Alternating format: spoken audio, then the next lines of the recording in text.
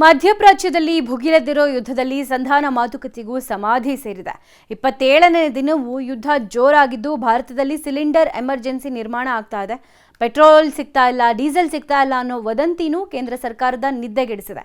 ಹೀಗಾಗಿನೇ ಎಲ್ಲ ರಾಜ್ಯಗಳ ಮುಖ್ಯಮಂತ್ರಿಗಳ ಜೊತೆಗೆ ಇವತ್ತು ಪ್ರಧಾನಿ ಮೋದಿ ವರ್ಚುವಲ್ ಸಭೆ ನಡೆಸಲಿದ್ದಾರೆ.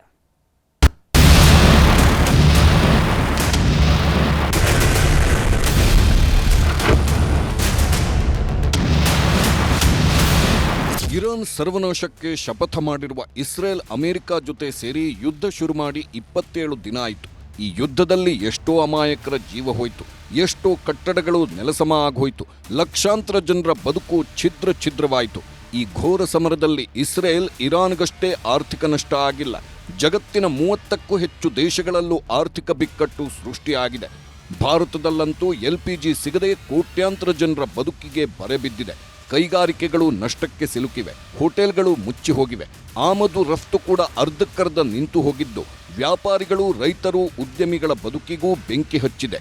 ಹೀಗಿರುವಾಗಲೇ ದೇಶದ ಎಲ್ಲ ರಾಜ್ಯಗಳಲ್ಲೂ ಏನೆಲ್ಲ ಸಮಸ್ಯೆಗಳಾಗ್ತಿವೆ ಅನ್ನೋ ಮಾಹಿತಿ ಸಂಗ್ರಹಿಸಲು ಖುದ್ದು ಪ್ರಧಾನಮಂತ್ರಿ ನರೇಂದ್ರ ಮೋದಿ ಮುಂದಾಗಿದ್ದಾರೆ. ಎಲ್ಲ ರಾಜ್ಯಗಳ ಸಿಎಂಗಳ ಜೊತೆ PM ಮಾತುಕತೆ. ಮಧ್ಯಪ್ರಾಚ್ಯ ಸಂಘರ್ಷ ತೀವ್ರಗೊಳ್ಳುತ್ತಿದ್ದಂತೆ ಲೋಕಸಭೆ ಮತ್ತು ರಾಜ್ಯಸಭೆಯಲ್ಲಿ ಪ್ರಧಾನಿ ಮೋದಿ ಕೋವಿಡ್ ಸಮಯದಲ್ಲಿದ್ದಂತೆ ಒಗ್ಗಟ್ಟಾಗಿ ಬಿಕ್ಕಟ್ಟು ನಿವಾರಿಸಲು ಕರೆ ಕೊಟ್ಟಿದ್ರು. ಎಲ್ಲ ರಾಜ್ಯಗಳ ಸಹಕಾರವನ್ನೂ ಕೇಳಿದ್ರು. ಈಗ ಪ್ರಧಾನಮಂತ್ರಿಯವರೇ ಎಲ್ಲಾ ರಾಜ್ಯಗಳ ಮುಖ್ಯಮಂತ್ರಿಗಳ ಜೊತೆ ಸಭೆ ಕರೆದಿದ್ದಾರೆ. ಸಂಜೆ 6:30ಕ್ಕೆ ಎಲ್ಲಾ ರಾಜ್ಯಗಳ ಸಿಎಂಗಳ ಜೊತೆ ಪ್ರಧಾನಿ ಮೋದಿ ವಿಡಿಯೋ ಕಾನ್ಫರೆನ್ಸ್ನಲ್ಲಿ ಚರ್ಚೆ ನಡೆಸಲಿದ್ದಾರೆ. ಯುದ್ಧದಿಂದ ದೇಶದಲ್ಲಾಗಿರುವ ಪರಿಣಾಮಗಳೇನು? ದೇಶ ಆಂತರಿಕ ಸುರಕ್ಷತೆಗೆ ಹೇಗೆ ಮುನ್ನೆಚ್ಚರಿಕೆ ವಹಿಸಿದೆ? ಆರ್ಥಿಕ ಪರಿಣಾಮಗಳು, ಭದ್ರತಾ ಸವಾಲುಗಳೇನು? ರಾಜ್ಯ ಸರ್ಕಾರಗಳು ಮಾಡಿಕೊಂಡಿರುವ ಸಿದ್ಧತೆಗಳೇನು? ಅಗತ್ಯ ವಸ್ತುಗಳ ಬೆಲೆ ಏರಿಕೆ ನಿಯಂತ್ರಣಕ್ಕೆ ಕ್ರಮಗಳೇನು? ತೈಲ ಮತ್ತು ಅನಿಲ ದಾಸ್ತಾನುಗಳು ಎಷ್ಟಿದೆ? ಕೊರತೆ ಎಷ್ಟು? ಜನರ ಗೊಂದಲ, ಸಮಸ್ಯೆಗಳ ನಿವಾರಣೆಗೆ ಕ್ರಮಗಳೇನು? ಹೀಗೆ ಎಲ್ಲ ಅಂಕಿ ಅಂಶಗಳನ್ನು ಪ್ರಧಾನಿ ಮುಖ್ಯಮಂತ್ರಿಗಳ ಸಭೆಯಲ್ಲಿ ಸಂಗ್ರಹಿಸುತ್ತಾರೆ. ಜೊತೆಗೆ ಸಲಹೆಗಳನ್ನೂ ಕೇಳಲಿದ್ದಾರೆ. ಕೋವಿಡ್ ಲಾಕ್ಡೌನ್ ಸಮಯದಲ್ಲಿ ಹೇಗೆ ಭಾರತ ಒಗ್ಗಟ್ಟಿನಿಂದ ಹೋರಾಟ ಮಾಡಿತ್ತೋ ಅದೇ ಥರ ಇಂಧನ ಮೂಲಸೌಕರ್ಯ ಬಿಕ್ಕಟ್ಟು ಎದುರಿಸಲು ಟೀಮ್ ಇಂಡಿಯಾ ಒಗ್ಗಟ್ಟು ಪ್ರದರ್ಶನ ಮಾಡಬೇಕು ಅಂತ ಈಗಾಗಲೇ ಮೋದಿ ಹೇಳಿದ್ದಾರೆ. ಇದೆಲ್ಲವನ್ನು ಬಿಟ್ಟು ಮುಖ್ಯಮಂತ್ರಿಗಳ ಸಭೆಯಲ್ಲಿ ಯಾವ್ಯಾವ ವಿಚಾರಗಳು ಚರ್ಚೆಗೆ ಬರಲಿವೆ ಅನ್ನೋ ಕುತೂಹಲ ಹೆಚ್ಚಾಗಿದೆ. ಒಂದು ಕಡೆ ಜನರಲ್ಲಿ ಗೊಂದಲ ನಿವಾರಣೆ, ತೈಲ ಬಿಕ್ಕಟ್ಟು ಸಮಸ್ಯೆ ಎದುರಿಸಲು ಕೇಂದ್ರ ಮತ್ತು ರಾಜ್ಯ ಸರ್ಕಾರಗಳ ಮಧ್ಯೆ ಬೆಸುಗೆ ಬೆಸೆಯೋ ಕೆಲಸಕ್ಕೆ ಮೋದಿ ಮುಂದಾಗಿದ್ದಾರೆ. ಇನ್ನೊಂದೆಡೆ ಖಾಸಗಿ ತೈಲ ಕಂಪನಿಗಳು ಸದ್ದಿಲ್ಲದೆ ವಾಹನ ಸವಾರರಿಗೆ ಬೆಲೆ ಏರಿಕೆ ಬರೆ ಹಾಕಿವೆ. ನಯಾರ ಬಂಕ್ಗಳಿಂದ ಪೆಟ್ರೋಲ್, ಡೀಸೆಲ್ ಬೆಲೆ ಏರಿಕೆ. ನಿನ್ನೆಯಷ್ಟೇ ಕೇಂದ್ರ ಸರ್ಕಾರ ಸರ್ಕಾರಿ ಸ್ವಾಮ್ಯದ ತೈಲ ಕಂಪನಿಗಳು ಬೆಲೆ ಏರಿಕೆ ಮಾಡಲ್ಲ, ಡೀಸೆಲ್, ಪೆಟ್ರೋಲ್ ಬೆಲೆ ಏರಿಸೋದಿಲ್ಲ ಅಂತ ಕಡ್ಡಿ ತುಂಡಾದಂತೆ ಹೇಳಿದೆ. ಆದರೆ ದೇಶದಲ್ಲಿರುವ ಖಾಸಗಿ ಒಡೆತನದ ಪೆಟ್ರೋಲ್ ಬಂಕ್ಗಳು ಬೇಕಾಬಿಟ್ಟಿ ಬೆಲೆ ಏರಿಸಿವೆ. ಅದರಲ್ಲೂ ನಯಾರ ಪೆಟ್ರೋಲ್ ಬಂಕ್ಗಳಲ್ಲಿ ಪೆಟ್ರೋಲ್ ಮೇಲೆ ಲೀಟರ್ಗೆ 5 ರೂಪಾಯಿ ಹೆಚ್ಚಳವಾಗಿದ್ರೆ ಡೀಸೆಲ್ ಬೆಲೆ ಪ್ರತಿ ಲೀಟರ್ಗೆ 3 ರೂಪಾಯಿ ಹೆಚ್ಚಳ ಮಾಡಿ ಜನರ ಜೇಬಿಗೆ ಕನ್ನ ಹಾಕಿದ್ದಾರೆ. ಪೆಟ್ರೋಲ್ ಡೀಸೆಲ್ ರೇಟ್ ಜಾಸ್ತಿ ಆಗಿದ್ದಕ್ಕೆ ರೀಸನ್ ನಮ್ಮಲ್ಲೇ ಅಂತ ಅಷ್ಟೇ ಅಲ್ಲ, ಆಲ್ ಥ್ರೂ ಔಟ್ ನಯಾರದಲ್ಲಿ ಜಾಸ್ತಿ ಆಗಿದೆ. ಸೊ ಅದು ರೀಸನ್ ಏನು ಅನ್ನೋದು ತಮಗೂ ಎಲ್ಲರಿಗೂ ಗೊತ್ತಿದೆ. ಈ ವಾರ್ ನಡೀತಾ ಇರೋದು, ಯುದ್ಧ ನಡೀತಾ ಇರೋದಕ್ಕೋಸ್ಕರ ಕಚ್ಚಾ ತೈಲ ಬರೋದರಲ್ಲಿ ಏನಾದರೂ ಹೆಚ್ಚು ಕಡಿಮೆ ಆಗಿರೋದಕ್ಕೋಸ್ಕರನೇ ಆಗಿರೋದು ಇದು ಕೂಡ. ಸೊ ನಮ್ಮ ಪ್ರೈವೇಟ್ ಕಂಪ್ನಿ ಆಗಿದ್ದರಿಂದ ಸ್ವಲ್ಪ ಬೇಗ ಆಗಿದೆ ಅಷ್ಟೇ. 3 ರೂಪಾಯಿ ಡೀಸೆಲಿಗೆ ಮಾಡಿದ್ದಾರೆ, 5 ರೂಪಾಯಿ ಪೆಟ್ರೋಲಿಗೆ ಮಾಡಿದ್ದಾರೆ.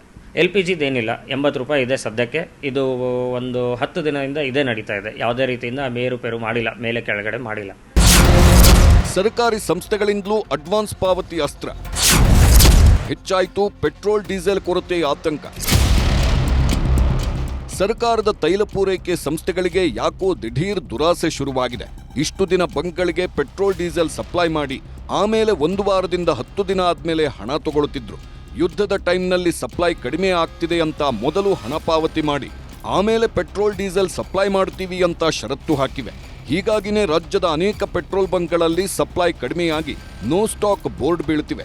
ಇದನ್ನೇ ಬಂಡವಾಳ ಮಾಡಿಕೊಂಡ ಕೆಲವು ಕಿಡಿಗೇಡಿಗಳು ಪೆಟ್ರೋಲ್, ಡೀಸೆಲ್ ಸಿಗ್ತಿಲ್ಲ ಅಂತ ವದಂತಿ ಹಬ್ಬಿಸುತ್ತಿದ್ದಾರೆ.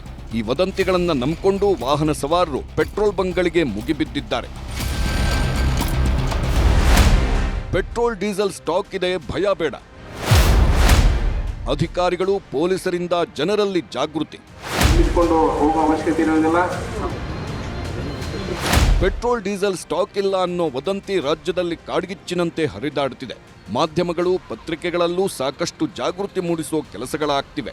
ಹೀಗಿದ್ರೂ ಪೆಟ್ರೋಲ್ ಬಂಕ್ಗಳಿಗೆ ಜನ ಮುಗಿಬೀಳುತ್ತಿದ್ದಾರೆ. ಈಗ ಜಿಲ್ಲಾಧಿಕಾರಿಗಳು, ಆಹಾರ ಇಲಾಖೆ, ಪೊಲೀಸ್ ಇಲಾಖೆ ಅಧಿಕಾರಿಗಳು ಜಾಗೃತಿ ಮೂಡಿಸಲು ಫೀಲ್ಡ್ಗಿಳಿದಿದ್ದಾರೆ. ಪೊಲೀಸರು ಮೈಕ್ಗಳ ಮೂಲಕ ಪೆಟ್ರೋಲ್ ಡೀಸೆಲ್ ಕೊರತೆ ಇಲ್ಲ ಅಂತ ಅನೌನ್ಸ್ ಮಾಡುತ್ತಿದ್ರೆ, ಅಧಿಕಾರಿಗಳು ಬಂಕ್ಗಳಿಗೆ ತೆರಳಿ ವದಂತಿಗಳನ್ನು ನಂಬದಂತೆ ಮನವಿ ಮಾಡುತ್ತಿದ್ದಾರೆ. ನಾವು ಯಾವುದೇ ಕಾರಣಕ್ಕೂ ಕ್ಯಾನ್ ಆಗಲಿ ಮತ್ತು ಡ್ರಮ್ಗಳನ್ನು ತೆಗೆದುಕೊಂಡು ತುಂಬಿಸಿಕೊಂಡು ಹೋಗುವ ಅವಶ್ಯಕತೆ ಇರುವುದಿಲ್ಲ. So there is a panic buying ಆಗ್ತಾ ಇದೆ. ಸೊ ನಮ್ಮಲ್ಲಿ ಎಲ್ಲ ಪೆಟ್ರೋಲ್ ಬಂಕಲ್ಲಿ ಡೀಸೆಲು ಮತ್ತು ಯಾವುದು ಪೆಟ್ರೋಲು ಸಫಿಷಿಯೆಂಟ್ ಸ್ಟಾಕ್ ಇದೆ, ಬರ್ತಾನೂ ಇದೆ. ಈ ಪ್ರೆಸೆಂಟ್ ಪೊಸಿಷನ್ ನಮ್ಮ ಜಿಲ್ಲೆದು 5 ದಿವಸ ಆಗುಮಟ್ಟ ಏನು ಸಮಸ್ಯೆ ಇಲ್ಲ. ಇದು ರುಟೀನ್ ಕೋರ್ಸ್ ಬರ್ತದೆ, ಹೋಗ್ತದೆ, ಸೇಲ್ಸ್ ಆಗ್ತದೆ ಮತ್ತು ರಿಸೆಪ್ಟ್ಸು ಆಗ್ತದೆ. ಇನ್ನೂ ನಮ್ಮಲ್ಲಿ ಸಫಿಷಿಯೆಂಟ್ ಸ್ಟಾಕ್ ಇದೆ. 744 KL ಪೆಟ್ರೋಲ್ ಇದೆ ನಮ್ಮ ಜಿಲ್ಲೆಯಲ್ಲಿ. 1153 KL ಡೀಸೆಲ್ ಇದೆ. ಇದಿಷ್ಟು ಪೆಟ್ರೋಲ್ ಡೀಸೆಲ್ ಕಥೆಯಾದ್ರೆ, ದೇಶದಲ್ಲಿ LPG ಸಿಲಿಂಡರ್ಗಳ ಸಮಸ್ಯೆ ತಾರಕಕ್ಕೇರಿದೆ. ಏಜೆನ್ಸಿಗಳ ಮುಂದೆ ದಿನವಿಡೀ ಸಿಲಿಂಡರ್ಗಳಿಗಾಗಿ ಕಾಯೋ ಸ್ಥಿತಿ ಮಾತ್ರ ಕಡಿಮೆಯಾಗಿಲ್ಲ. ಚಾಮರಾಜನಗರದ ಗುಂಡ್ಲುಪೇಟೆಯಲ್ಲಿ ಖಾಲಿ ಸಿಲಿಂಡರ್ಗಳನ್ನ ಕ್ಯೂನಲ್ಲಿಟ್ಟು ಜನ ಸಿಲಿಂಡರ್ಗೋಸ್ಕರ ಏಜೆನ್ಸಿಗಳ ಮುಂದೆ ಕಾಯ್ತಾ ಕೂತಿದ್ದಾರೆ. ತಿಂಗಳಿಗೆ 1 ಸಿಲಿಂಡರ್ ಕೊಡ್ತೀವಿ ಅಂತ ಹೇಳಿದ್ರು, ಅದೂ ಸಿಕ್ತಿಲ್ಲ ಅಂತ ಗೋಳು ತೋಡಿಕೊಂಡ್ರು.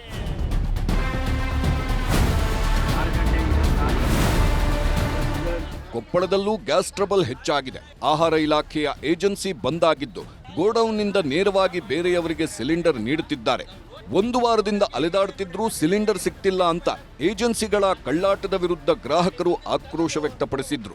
ಗ್ಯಾಸ್ ಬುಕ್ಕಿಂಗ್ ಮಾಡಿದವರಿಗೆ ಡೆಲಿವರಿ ಮೆಸೇಜ್ ಬರ್ತಿದೆ, ಆದ್ರೆ ಸಿಲಿಂಡರ್ ತೆಗೆದುಕೊಳ್ಳಲು ಬಂದ್ರೆ ಸಿಲಿಂಡರ್ ಬಂದಿಲ್ಲ ಅಂತಾರೆ ಎಂದು ಕಿಡಿಕಾರಿದ್ರು. ಬುಕ್ಕಿಂಗ್ ಆಯಿತು, ಬುಕ್ಕಿಂಗ್ ಆಗಿಂದ ಮತ್ತೆ 8 ದಿನಕ್ಕೆ ಕೊಡ್ತೀರಿ ಅಂತ ಕೇಳಕ್ಕೆ ಬಂದೀವಿ. 5-6 ದಿನಕ್ಕೆ ಅಂತಂದ್ರು. 6ನೇ ದಿನಕ್ಕೆ ಬಂದ್ವಿ. 6ನೇ ದಿನ ಇವತ್ತಿಲ್ಲರಿ, ನಾಳೆ ಬರ್ರಿ ಅಂದರು. ಮತ್ತೆ ನಾಳೆ ಬಂದ್ವಿ. ಇವತ್ತು ಹಳ್ಳಿಯರಿಗೆ ಕೊಡ್ತೀವಿ ಅಂದರು. ಇಲ್ಲಿಗೆ 6 ದಿನ ಆತ್ರಿ ಇದು. ಹಳ್ಳಿಯರಿಗೆ ಕೊಡ್ತೀವಿ ಅಂದರು. ಹಳ್ಳಿಯರ್ದು ಹೋತು. ನಿನ್ನೆ ಬಂದ್ವಿ, ನಿನ್ನೆ ಸರಿ ಇಲ್ಲ, ಇವತ್ತು ಬಂದ್ವಿ ಪೂರಕದಾಕ. ರಾಜ್ಯದ ಬಹುತೇಕ ಎಲ್ಲಾ ಕಡೆನೂ ಗ್ಯಾಸ್ ಅಭಾವ ತಲೆದೋರಿದೆ. ಹೀಗಿದ್ರೂ ಆಹಾರ ಮತ್ತು ನಾಗರಿಕ ಸಚಿವ KH ಮುನಿಯಪ್ಪ ಪ್ರತಿನಿತ್ಯ 16,000 ಕಮರ್ಷಿಯಲ್ ಸಿಲಿಂಡರ್ ಬರ್ತಿದೆ, ಗೃಹ ಬಳಕೆ ಸಿಲಿಂಡರ್ಗಳಿಗೆ ಕೊರತೆ ಇಲ್ಲ ಅಂತಿದ್ದಾರೆ. ನಾನು ತಮ್ಮಲ್ಲಿ ಮನವಿ ಮಾಡೋದೇನೆಂದರೆ, ಇಂತಹ ಸಂದರ್ಭದಲ್ಲಿ ಮಿತಿವ್ಯಯ ಮಾಡಬೇಕು ಮತ್ತು ಶಾಂತವಾಗಿ ಬಂದಿರೋದನ್ನು ಹಂಚ್ಕೊಳ್ಬೇಕು. ವಿನಾಕಾರಣ ಹೋಗೋದು, ರಿಜಿಸ್ಟ್ರಿ ಜಾಸ್ತಿ ಮಾಡೋದು, ಕಾಳಸಂತೆ ಕಳಿಸೋದು, ಇದಕ್ಕೆ ಕಠಿಣ ಕ್ರಮ ಸರ್ಕಾರ ತೆಗೆದುಕೊಳ್ತದೆ. ಇಷ್ಟೆಲ್ಲ ಸಮಸ್ಯೆಗಳು, ಸಮಾಧಾನದ ಮಾತುಗಳ ಮಧ್ಯೆ ಮಂಗಳೂರಿಗೆ ಮತ್ತೊಂದು LPG ಹಡಗು ಬಂದಿದೆ. ವಿಯೆಟ್ನಾಂ ದೇಶದ ಮೂಲಕ ಮಂಗಳೂರಿಗೆ ಅಪೋಲೋ ಓಷಿಯನ್ ಹೆಸರಿನ ಬೃಹತ್ ಹಡಗು ಆಗಮಿಸಿದೆ. ಗುಜರಾತ್ ವಾದಿನಾರ್ ಬಂದರಿನಿಂದ ನವಮಂಗಳೂರು ಬಂದರಿಗೆ 17,600 ಮೆಟ್ರಿಕ್ ಟನ್ LPG ತರಲಾಗಿದೆ. ದೇಶದಲ್ಲಿ ಪೆಟ್ರೋಲ್ ಡೀಸೆಲ್ ಕೊರತೆ ಇಲ್ಲ, ಆದರೆ LPG ಸಿಲಿಂಡರ್ಗಳ ಸಮಸ್ಯೆ ದಿನೇ ದಿನೇ ಜೋರಾಗ್ತಿದೆ. ಇದಕ್ಕೆಲ್ಲ ಉತ್ತರ ಸಿಗುವ ನಿರೀಕ್ಷೆಗಳಿವೆ. ಪ್ರಧಾನಮಂತ್ರಿಗಳ ವಿಡಿಯೋ ಕಾನ್ಫರೆನ್ಸ್ ಸಭೆಯಲ್ಲಿ ಮುಖ್ಯಮಂತ್ರಿಗಳು ಸಮಸ್ಯೆಗಳ ಪಟ್ಟಿ ನೀಡಲಿದ್ದು, ಮೋದಿ ಸರ್ಕಾರ ಸಿಲಿಂಡರ್ ಸಂಕಷ್ಟಕ್ಕೆ ಯಾವ ಮದ್ದು ಕೊಡುತ್ತೆ ಕಾದು ನೋಡಬೇಕು. Bureau report, news 18.